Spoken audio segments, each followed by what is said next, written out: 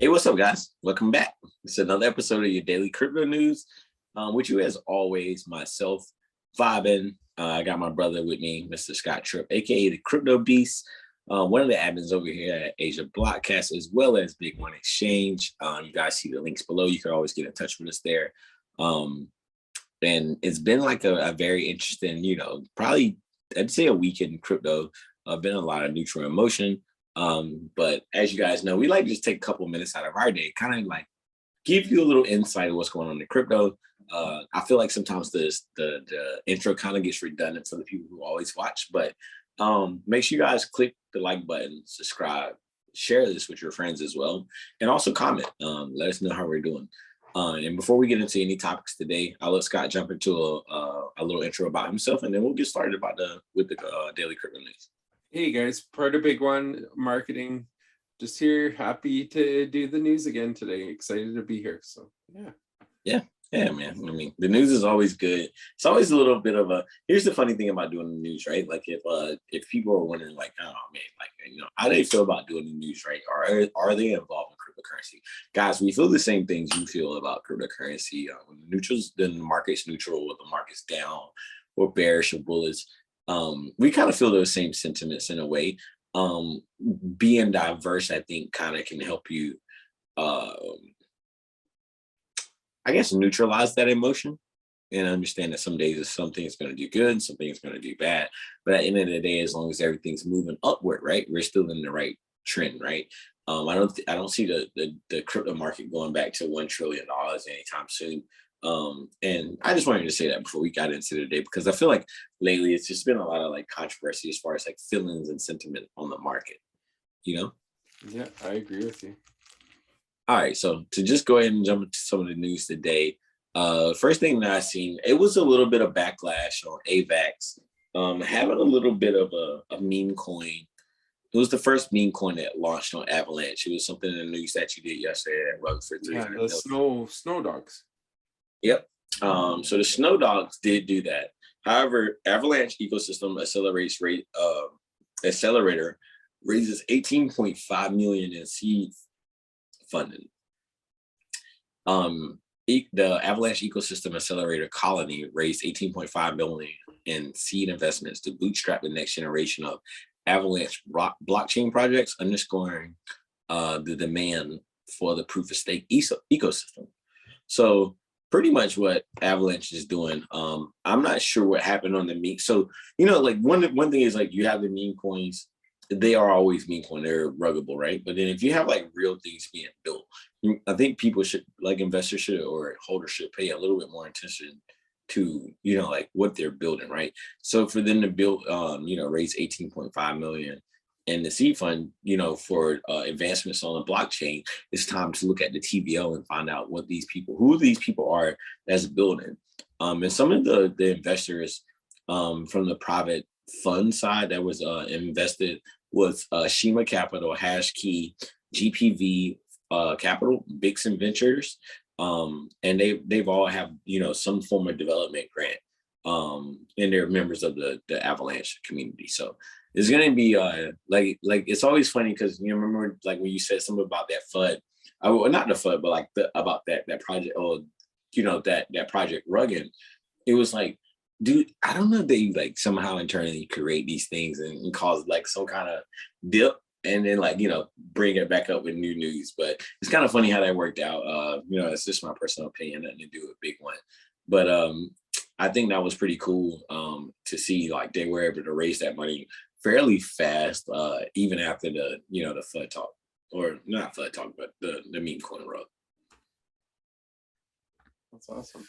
I'm glad they're able to. I think they're going to be a good project sooner or later down the road. You got to remember, like we also did another article, Scott, on Avalanche, and it was about them signing the contract with Deloitte. Yeah. And Deloitte's running the big boys, and they pretty much hold the top 4 books in finance. They kind of monitor that. So to see that they're going to be implementing that data on Avalanche blockchain, it kind of makes me really bullish. Sometimes it's not about the current price of your assets; it's about where they're going to go.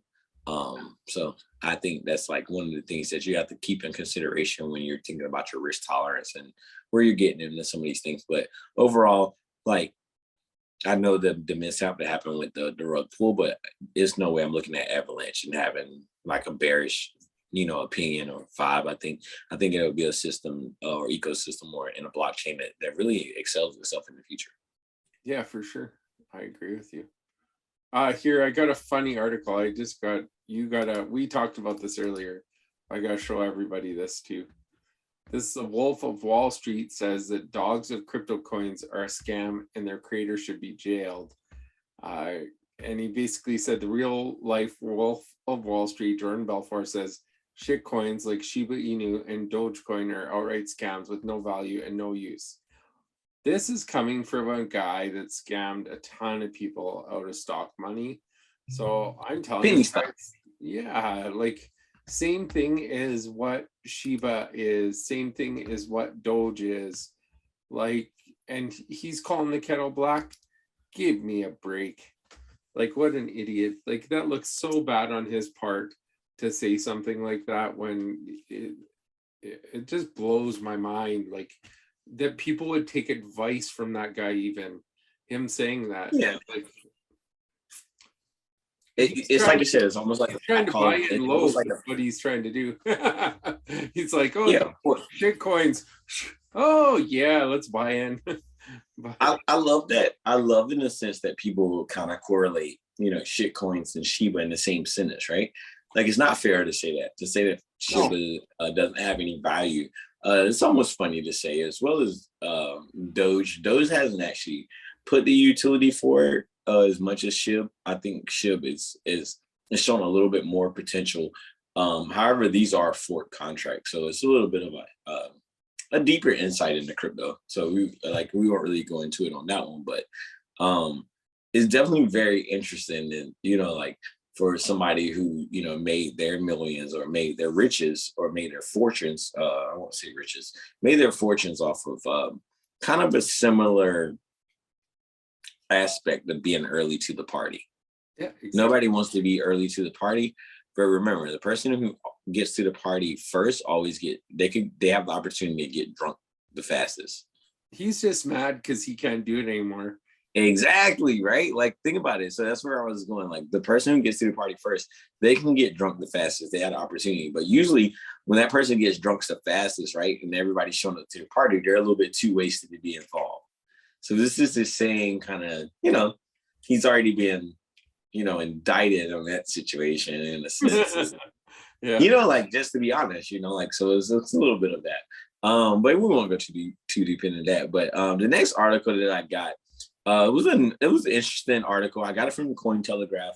It says that the 3D metaverse marketplace MetaMundo aims for a 2022 launch with new funding. So MetaMundo is a virtual NFT marketplace focused on metaverses, has announced its completion of a seed funding of 2.7 million. It was led by Anna Moko Brands, as well as MetaMundo's top venture capitalists, which included Hypersphere Ventures, Digital Currency Group, OP Capital, Meta Artel Ventures, and Angel Investment Groups, founded by AAV, Rarible, and that was just a couple of the names, a few to name. So for the people who may not know kind of what this means, a simple breakdown of this is, this is the next step into the metaverse that you see joint ventures come together to build upon. AIV is, a leader in what they're doing. One of the leaders in what they're doing is as well as Rarible, right? These are like layer 2 protocols on Polygon, and what it'll do is it'll allow people to mint, sell, and license their NFTs in an augmented reality, almost like where you could go to a mall now in the real world. They're going to open up this power for you to be able to go into a mall in the metaverse, and kind of also go in and be able to check out without the high sales taxes or your gas fees that you have on the Ethereum, and being able to use Polygon as a bridge. it's gonna open up that. I think this is really interesting for MetaMundo.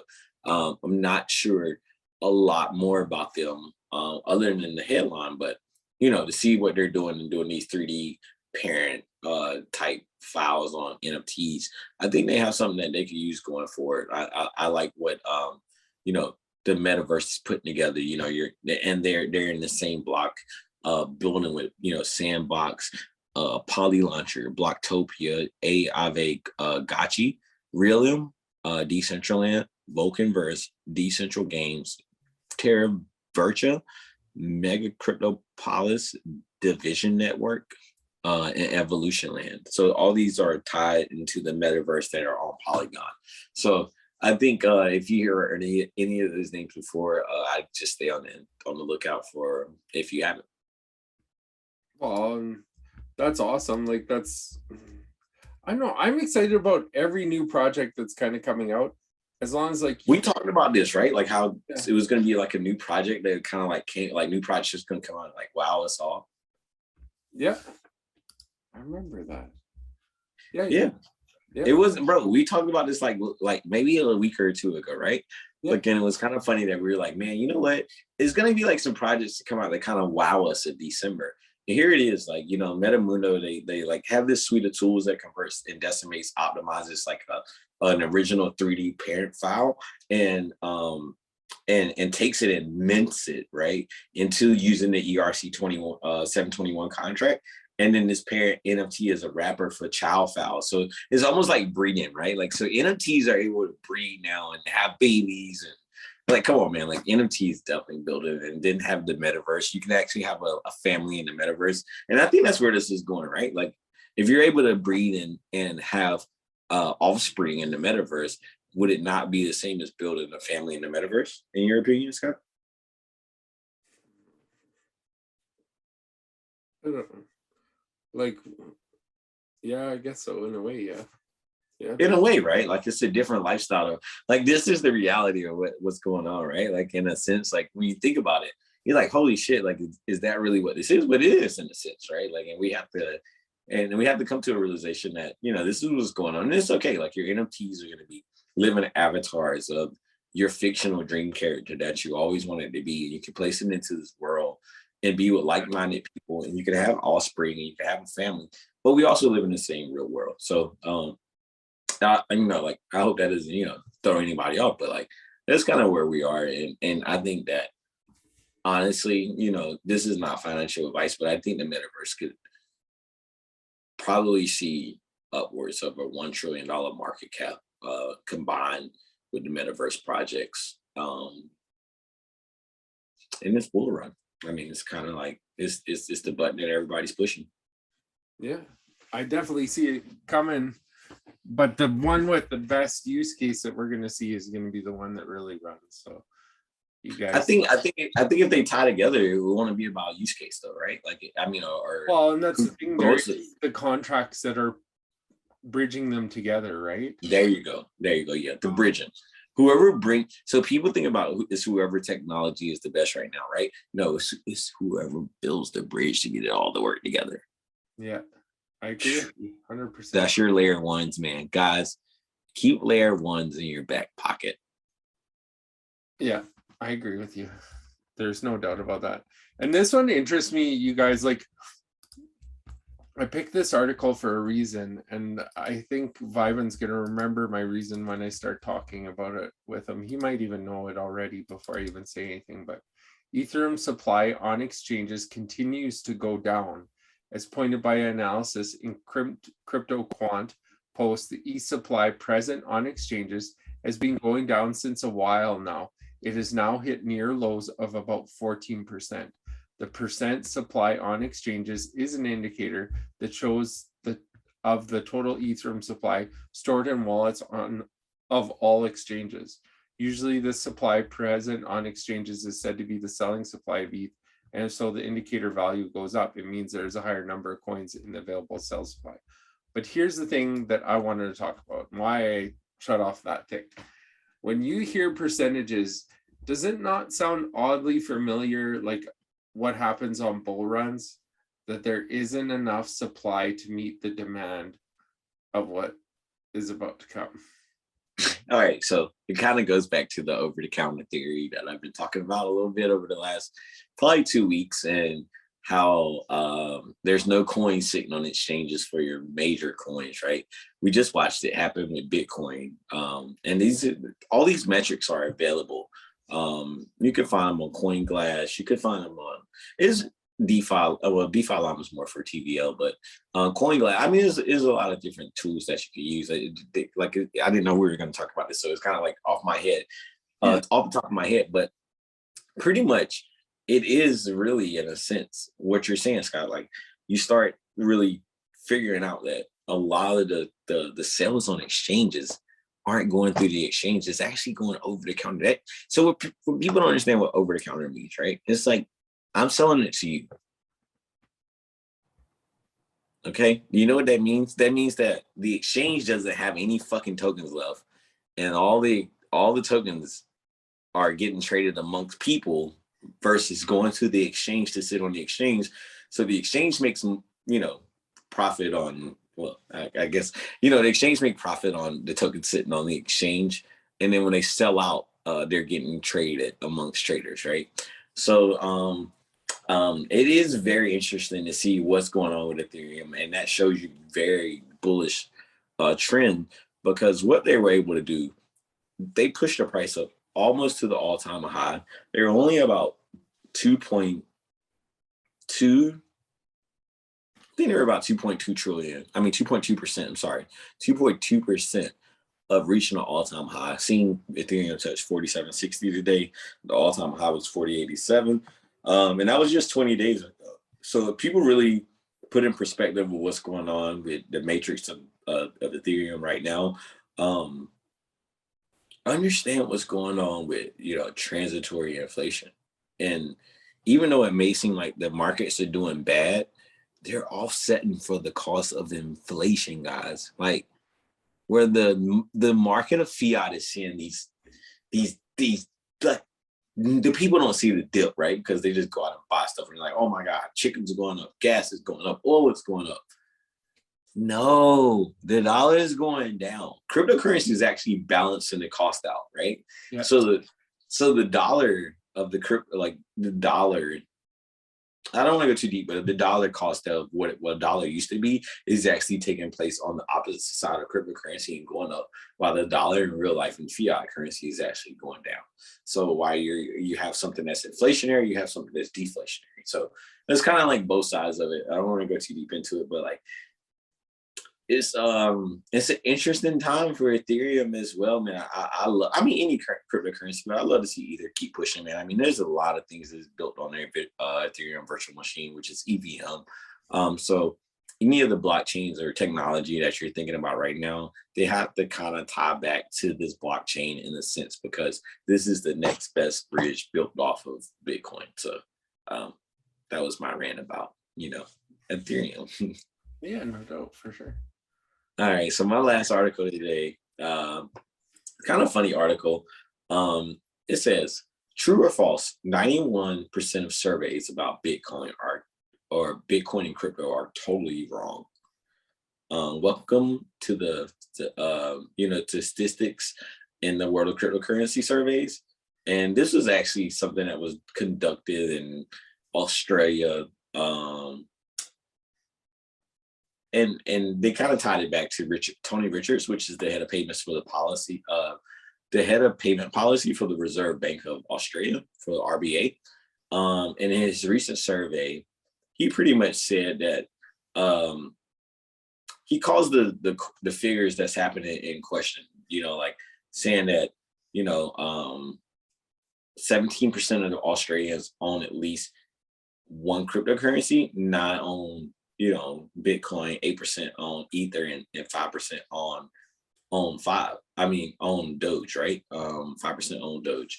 And he pretty much said that that those numbers are obscured, and they were pushed by like celebrities as well as like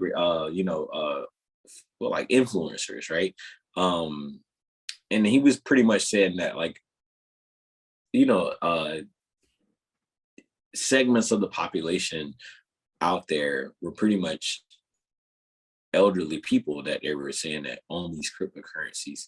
So there might have been some kind of like, I don't want to say fraud and identity, somebody people taking their identity, but they were saying the respondents are selected based on age, gender, and location to create a sample which fairly reflects the results that would be expected from a full national survey.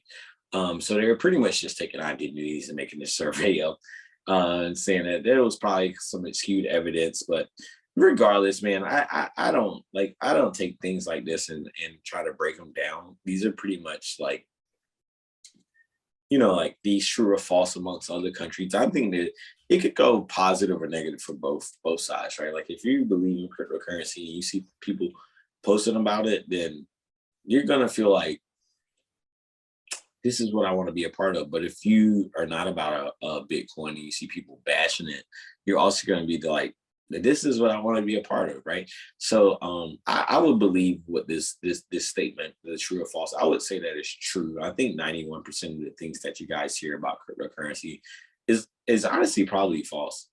I think that, the regulation, I think that fear tactics happen before action, right? And to say that, you can regulate something that you don't even really grasp is kind of funny. It's almost like, Scott, it's almost like in a sense of saying that, like being in as a kid and then getting into maybe your first childhood fight, right? And you probably like in your head walk through a fight in your mind and was like, man, if I was to ever get into a situation, I would do this, this, this, and this. And it's almost like Mike Tyson says, right? Like everybody has a plan until you punch them in the face. Because then your plan doesn't fucking matter because you're trying to figure out why somebody punched you in the face. And I think that it's kind of the same thing with crypto right now, right?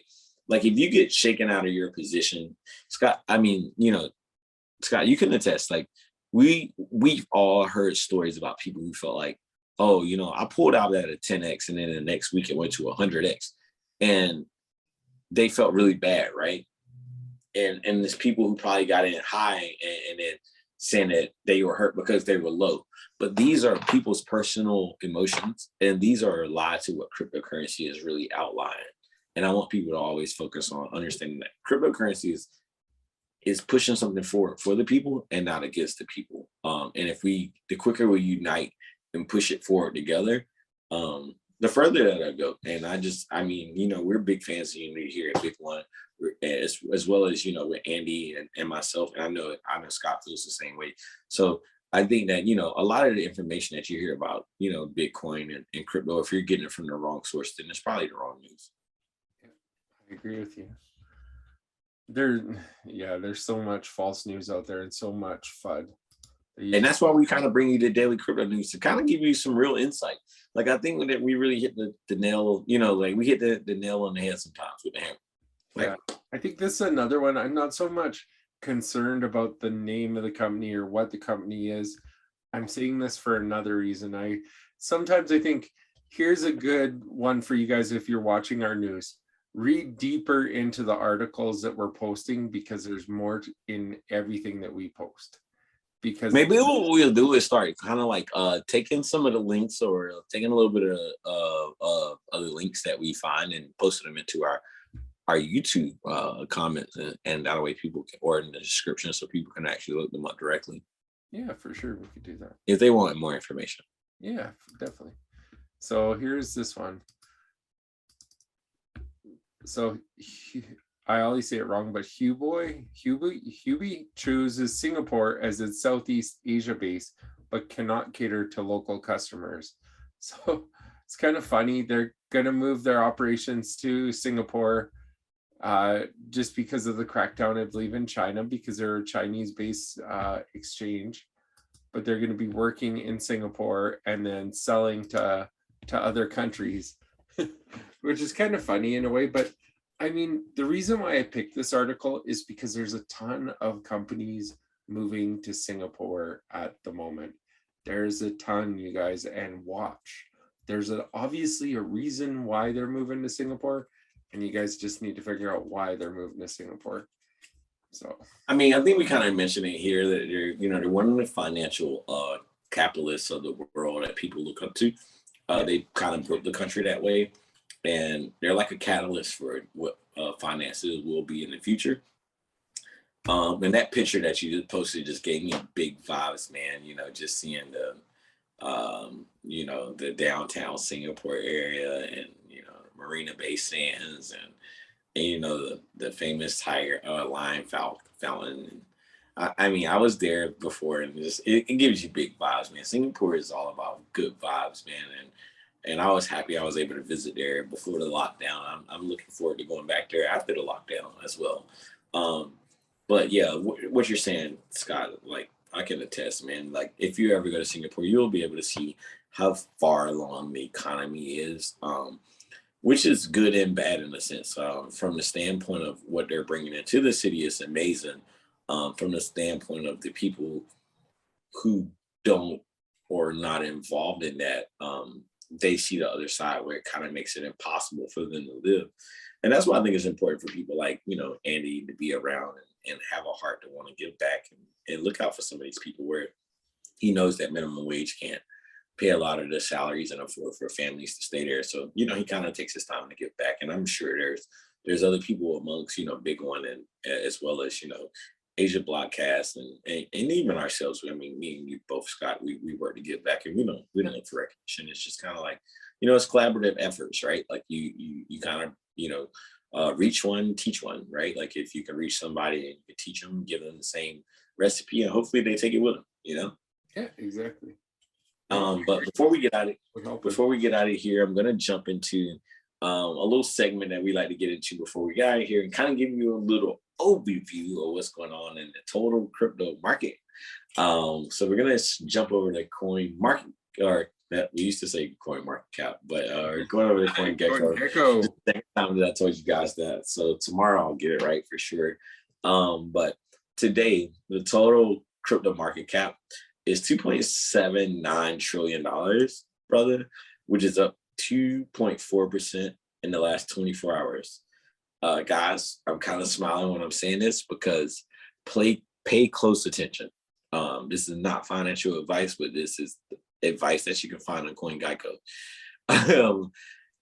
Bitcoin dominance at 38.7, while the market is up 2.7. Ethereum is up to 20.1. Yesterday, if you guys are paying attention, Bitcoin dominance had got its way up about 40%. And it's down to 38.7. Pay attention to your dominance factors when you're thinking about cryptocurrency, guys. Pairs all work together. Don't know much more to say than that without giving you financial advice. And that's not what we do here. But always, I appreciate you guys coming by, checking us out for another episode of the Daily Crypto News. I feel like today we went a little bit longer than we usually do. And apologies for that, but you know, it's all well and fun. Make sure you guys click the links below, get in touch with us on Telegram, Twitter, you know, our personal handles as well, if you can find us. And if not, just jump into a space and you'll be able to easily find us out over there. Yeah, definitely. We're always around and happy to talk to you guys. So definitely come in and say hello. And thank you so much for being here today. Like he said, like I always enjoy these spaces. I hope we're educating others. So keep on keeping on.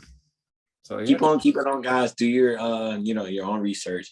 Do your own due diligence, guys. And just make sure you're checking with us daily. Check out the Daily Crypto News. Follow myself, Vibin. Follow, you know, Vibin and Crypto and Crypto Beast, and as well as Andy Lynn and BigONE Exchange and Asia Blockcast. And until tomorrow, peace. See you later.